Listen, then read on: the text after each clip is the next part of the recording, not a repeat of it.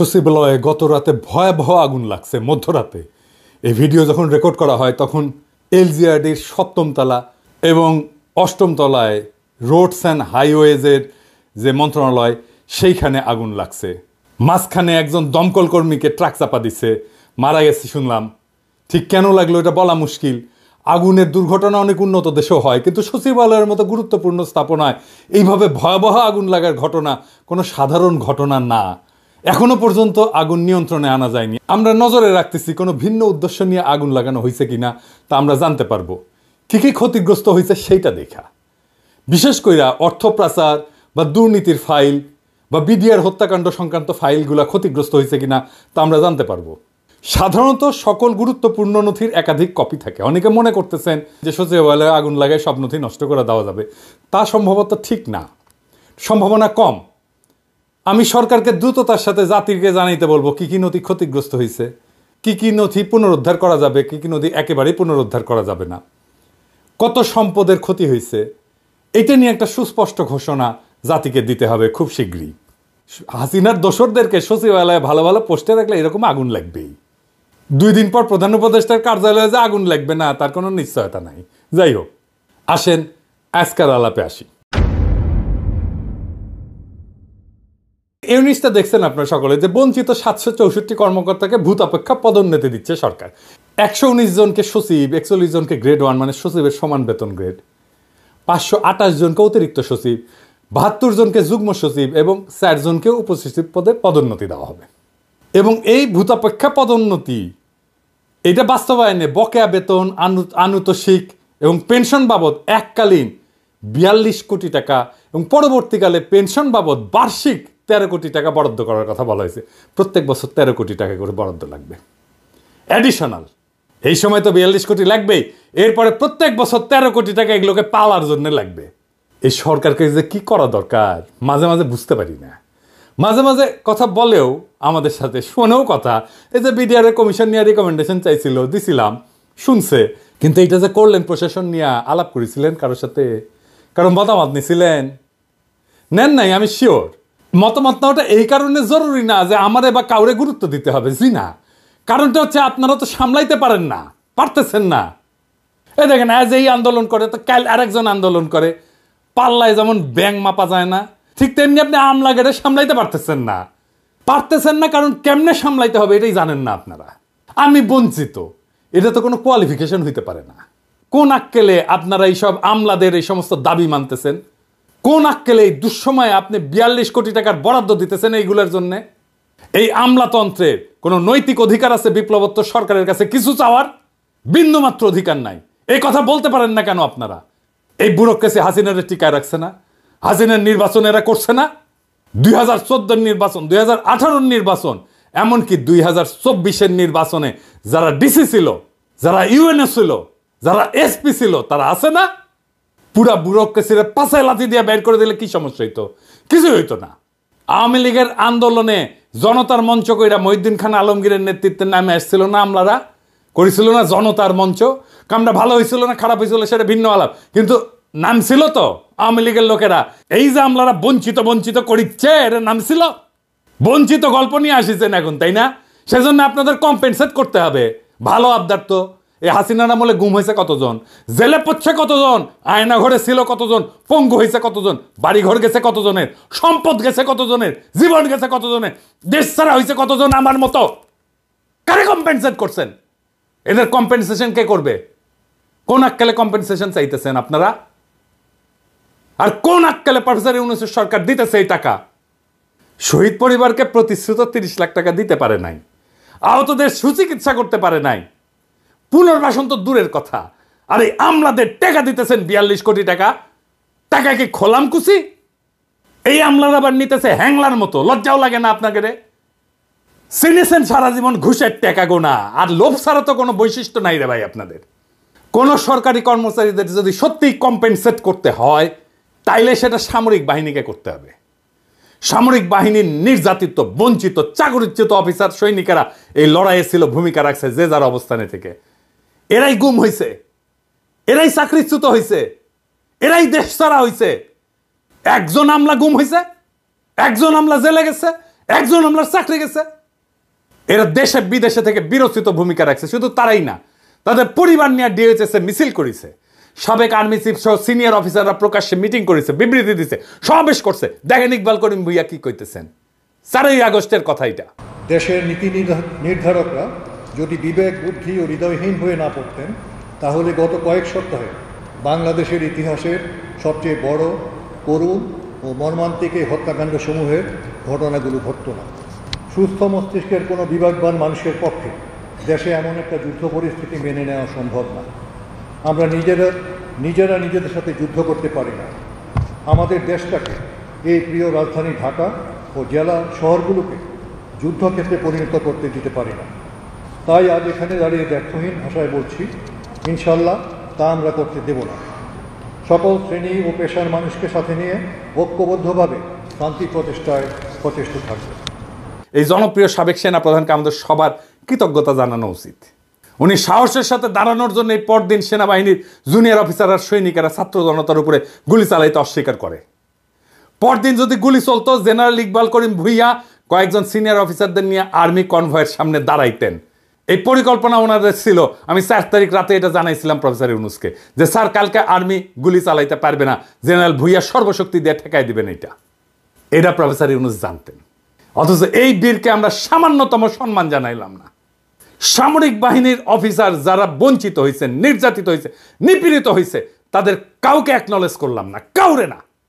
Professor ইউনূসের time হয় সোহেল তাজরের ডাইকা কথা বলার, টাইম হয় না জেনারেল ইকবাল করিম ভুইয়াকে ডাইকা ওনারা ধন্যবাদ দেওয়ার, টাইম হয় না। টাইম হয় না বিডিআর বিদ্রোহে যে সমস্ত সেনা অফিসারদের প্রতিবাদ করার জন্য চাকরি গেছিল তাদেরকে ডাইকায় না কথা বলার। ইকবাল করিম ভুইয়ার সার্ভিস, ওনার ইমেজকে, ওনার সামর্থ্যকে দেশের কাজে লাগানোর কথা মনে হয় না। ইকবাল করিম ভুইয়া আপনার পাশে দাঁড়াইলে ওয়াকার সাহেবের ইন্ডিয়ান ফরেন সেক্রেটারি শিডিউল ছাড়া মিটিং করতে পারতো না। মুজিব বলছিল না যে তিনি আমার কথা রাখলেন না, তিনি রাখলেন ভুট্টো সাহেবের কথা। আপনার আশেপাশে তো সব ভুট্টো সাহেবদের বসায় রাখছেন প্রফেসর ইউনূস। কার কেমন দক্ষতা দেখতেছেন তো, আপনি দেখতেছেন তো, জাতীয় দেখতেছে। কাদেরকে নিয়ে এসে বসাইছেন? না আছে রাজনৈতিক ক্ষমতা, না আছে পাবলিককে মোবিলাইজ করার ক্ষমতা, না আছে লিডারশিপ স্কিল, না বলতে পারে কথা, না আছে জনপ্রিয়তা, না আছে মেধা, না আছে রাষ্ট্র চালানোর জন্য ন্যূনতম যোগ্যতা এবং দক্ষতা। তাও এগুলোর আশেপাশে রাখিছেন কেন? এই আমলাগুলোর একদিন দাবরানি দিলে দ্বিতীয় দিন দাবি দেওয়া নিয়ে আসতো না। কিন্তু দাবরানি দেওয়ার সেই মানুষটা নাই আপনার পাশে। কি কইয়া দাবরানি দিতে হবে সেটাও জানেন না।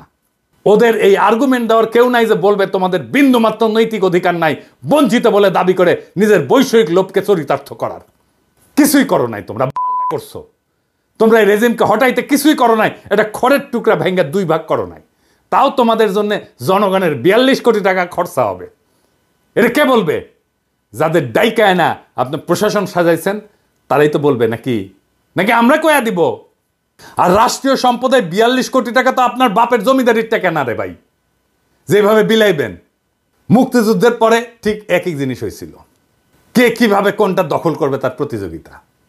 ফলাফল তো আমরা দেখেছি, তাই না? এরকম একটা ল্যাংরা খোড়া রাষ্ট্র পাইছি। এইরকম একটা বিপ্লব হইলে এত মানুষ রক্ত দিল, এত ছাত্র রক্ত দিল। আপনি নিজেই বলছেন ছাত্ররা আপনাদের ক্ষমতায় বসেছে, কি করতেছেন তাইলে? হাসিনা শাসনের বেনিফিশিয়ারিরা কে কিভাবে কোথায় জায়গা করে নেওয়ার চেষ্টা করতেছে আমরা দেখতেছি, সব দেখতেছি। হাসিনা সরকারের বেনিফিশিয়ারিদের সাবধান করে দিয়ে বলতে চাই, করে কমে খাইতেছেন এমনি খান। রাষ্ট্রের রিসোর্স, রাষ্ট্রের গুরুত্বপূর্ণ ব্যক্তিদের আশেপাশে যাইবেন না, কোনো আলগা সুবিধা নেওয়ার চেষ্টা করবেন না। আপনাদের তো ভদ্রভাবে বললে বুঝেন না, শুনেন না। লোভ তো 2 চোখ ভরা চকচকা লোভ। মায়ের বুঝেন, মায়ের ভার্চুয়াল ম্যান না, একদম লাঠি দিয়া ম্যান, বেদম পেটানো হবে, একদম ধরে রাস্তায় ফেলে পেটানো হবে। ওইটা করতে পারবো আমি, ওইটা করা হবে, কেউ বাঁচাইতে পারবে না। আগে থাকতে সাবধান হয়ে যান। আমি আর ইলিয়াস বলছিলাম শহীদ পরিবারদের প্রতিশ্রুত 30 লক্ষ টাকা দিয়ে দিবেন, 2 মাস সময় দিছিলাম। আজকে আবার মনে করায় দিলাম প্রফেসর ইউনূসের সরকারে। এই প্রসঙ্গে আজকে আমার ফাইনাল আলাপ। জুলাই আগস্ট বিপ্লবের আহত আর শহীদ পরিবারের দায়িত্ব আর পুনর্বাসন নিয়ে আপনাদের দীর্ঘসূত্রিতার পরিকল্পনাহীনতা ক্ষমাহীন পর্যায়ে পৌঁছেছে। আপনাদের না আছে পরিকল্পনা, না আছে উদ্যোগ, না আছে সেন্সিটিভিটি। আমি সুইডেনেও জুলাই ফাউন্ডেশনের জন্য অনুদান দেওয়ার ব্যাপারে ক্যাম্পেইন করে আসছি। আপনারা যদি কাজটা শুরু করার আগে আলাপটা করতেন তাহলে আরো ইনোভেটিভ আইডিয়া, সৃজনশীল আইডিয়া দিতে পারতাম। ওটা তো করবেন না, আমাকে তো মানুষ বলে মনে করেন না। বিপ্লবের স্টেক হোল্ডার বাদ দেন, মানুষ বলেই মনে করেন না আপনারা। আমাদের সমাজের একটা শক্তি আছে, সেই শক্তিকে কাজে লাগাইতে হইতো, সেটা করলেন না, শুনলেনও না কিভাবে এটা করা যায়। এখন পারতেছেন না, না পারতেছেন চিকিৎসা দিতে আহতদের, না পারতেছেন শহীদদের পরিবারদের পুনর্বাসন করতে। আমি নিজে ব্যক্তিগতভাবে 2টা পরিবারের দায়িত্ব নিছি, আনাসের পরিবার আর রাখির দায়িত্ব নিছি বাবা হিসাবে। আনাসের বাবা একটা সম্মানজনক চাকরি করতেছে, রাখি এখন চাকরি করতে পারবে না, কারণ ওর বাচ্চাটা ছোট। তাই আমি ওর পুরা পরিবারের দায়িত্ব নিছি। রাখি আগের বাসায় আছে, বাসা ছাড়তে হয় নাই, টাকার অভাবে ওর গয়না বন্ধক দিয়া টাকা ধার করছিল 3.5 লাখ টাকা, সেটা ছাড়াই আনছে ও টাকাটা শোধ দিয়া। ওর পরিবারের সকল খরচ আর সন্তানের লেখাপড়ার দায়িত্ব আমার। খোদা তাআলা আমার সামর্থ্য দিছে, চাইলে আমি আরও শহীদ পরিবারের দায়িত্ব নিতে পারবো, আমি নিবও সেটা। রাখির জীবন যেন নিশ্চিন্ত আর নির্বিঘ্নে কাটে, তার জন্য সব কিছু করবো, যা যা করার দরকার করবো, যার যার দায়িত্ব নেব, প্রত্যেকটা পরিবারের আমি সব কিছু করবো। রাখির সাথে কথা হইলে দেখেন সে কত নিশ্চিন্ত থাকে, নির্বিঘ্ন থাকে। ইদানিং আমার মতো 1 লাখ পিনাকি আছে, আরো বেশি আছে বাংলাদেশে আছে, যারা রাখিদের আনাজদের পরিবারের দায়িত্ব নিতে চায়, আন্তরিকভাবে চায় এবং নেবেও। তারা তাদের শক্তিকে কাজে লাগাইতে পারতেন। এই যে মডেল আমি দিলাম রাখিরে নিয়া, আনাসরে নিয়া, এটাই হয়তো আমাদের জুলাই শহীদ পরিবার আর আহতদের পুনর্বাসনের সবচেয়ে সাস্টেনেবল মডেল। আর এই মডেল তো আমার না, প্রফেসর ইউনূসের দেখানোর কথা ছিল, ঠিক কিনা? প্রফেসর ইউনূস একটা শহীদ পরিবারকে নিজের কাছে রাখতে পারতেন না? চাকরি দিতে পারতেন না? দায়িত্ব নিতে পারতেন না? অবশ্যই পারতেন, ব্যক্তিগত সামর্থ্য পারতেন। ওনার নিজের প্রতিষ্ঠান আছে না, ইউনূস সেন্টার আছে না? একটা পরিবারের দায়িত্ব নিতে পারে না? নিচে নেয় নাই। ওনার উপদেষ্টারা পারেন না প্রত্যেকে একজন করে পরিবারের দায়িত্ব নিতে, আহত বা শহীদ পরিবারের? একটা আহত বা শহীদ পরিবারের দায়িত্ব নিতে ওনাদের সমস্যা কি? উনি যাদের যাদের ডেকে ডেকে চাকরি টাকরি দিয়েছেন, পত্তর দিচ্ছেন, মন্ত্রী বিশেষ সহকারী বানাইছেন, ওদের দিতে পারে না? তারা একজন করে দায়িত্ব নিতে পারতো না? দেখতেন সামাজিক উদ্দীপনা তৈরি হতো সারা দেশ জুড়ে শহীদ আর আহত পরিবারের দায়িত্ব নেওয়ার। ঢাকা শহরে কত মুরব্বী বাচ্চা কাচ্চা বিদেশে থাকে, একা একা থাকেন, বিশাল বড় বাড়ি ফাঁকা পড়িয়া থাকে। রাখির মতো একটা মেয়ে আর রাখির মেয়ের মতো একটা নাতি পেলে ওনাদের জীবনটা আনন্দময় হইতো। রাখির মতো শহীদের স্ত্রীকে নিজের কাছে সন্তানের মতো আগলায় রাখতেন। এরকম অসংখ্য পরিবার পাওয়া যাবে যারা এই কাজ আনন্দের সাথে করতেন। শুধু সামর্থ্যবানেরা, এমনকি নিম্নবিত্তরাও এই কাজ করতে আগে আসতো। আমার বাবা তো দরিদ্র স্কুল টিচার ছিল, আমাদের বাসা পুড়াই দিছিল 71-এ। আমরা রান্নাঘরে থাকতাম, বাসার রান্নাঘরে থাকতাম একটা ঘরে। সেই বাসাতেও একটা বিহারি পরিবারকে আশ্রয় দিছিলেন বাবা, আমাদের সাথেই থাকতো। পরিবারের শেষ সদস্য একটা মেয়ে ছিল, আমি দিদি বলে ডাকতাম। উনি জীবনের শেষ দিন পর্যন্ত আমাদের বাসাতেই ছিলেন এবং আমাদের বাসাতেই শেষ নিঃশ্বাস ত্যাগ করছেন। আমিও তারে বড় বোনের মতোই দেখতাম, উনিও আমার ছোট ভাইয়ের মতোই স্নেহ করতেন। মির্জা ফখরুলের বাসায় শুধু ওবায়দুল কাদের থাকবে কেন? একটা শহীদ পরিবার আশ্রয় নিতে পারে না? যে মির্জা ফখরুলের বাসায় তো আছে না ওবায়দুল কাদের? পালাবো না, দরকার হলে মির্জা ফখরুলের বাসায় গিয়ে থাকবো। কি থাকতে দেবেন? ঠাকুর গায়েটা বাড়ি আছে না, এই যে দেখেন। পালাবো না, কোথায় পালাবো? পালাবো না, প্রয়োজনে ফখরুল সাহেবের বাসায় গিয়ে উঠবো। কি জায়গা দেবেন? না হলে ঠাকুর গায়ের বাড়ি আছে না, ওই বাড়িতে গিয়ে উঠবো। নির্বাচন করে তো মাথা খারাপ করে দিতেছেন সবার। তো দায়িত্বটা কি নিছেন বলেন? দায়িত্ব কি নিছেন?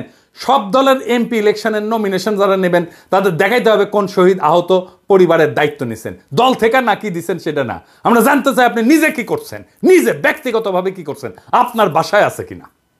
আগামী বাংলাদেশ সেই নেতা চায় যারা কথায় না কাজে বড় হবে। কাজ দেখান, দায়িত্ব নিতে পারেন। এটা শহীদ পরিবারের দায়িত্ব নেওয়ার হ্যাডম নাই, দেশের দায়িত্ব নেবেন। হ্যাঁ হ্যাঁ, খালান হাইচানি আর কেউ আমাদের ধরেন। আগে দেখান আপনারা পারেন দায়িত্ব নিতে, তারপরে ভোট চাইতে আসেন। আর মনে রেখেন, আগামীর বাংলাদেশ চালানো আপনাদের জন্য কেক ওয়াক হবে না, হ্যাঁ, মাখনের মধ্যে দিয়ে হাঁটার মতো হবে না, পিকনিক হবে না। সংসদের বাইরে, রাজনৈতিক দলগুলোর বাইরে, মেরুদণ্ডহীন বুদ্ধিজীবীদের বাইরে, সুশীল সমাজের বাইরে অসুশীল ভয়েস থাকবে পিনাকি আর ইলিয়াসের মতো। এবং আমরা আপনাদের সব সময় দাবরানির উপরে রাখবো। এইটা মনে রেখেন, জনগণের কণ্ঠস্বর হিসাবে যেন সিধা রাস্তায় চলেন, সিরাতুল মুস্তাকিম।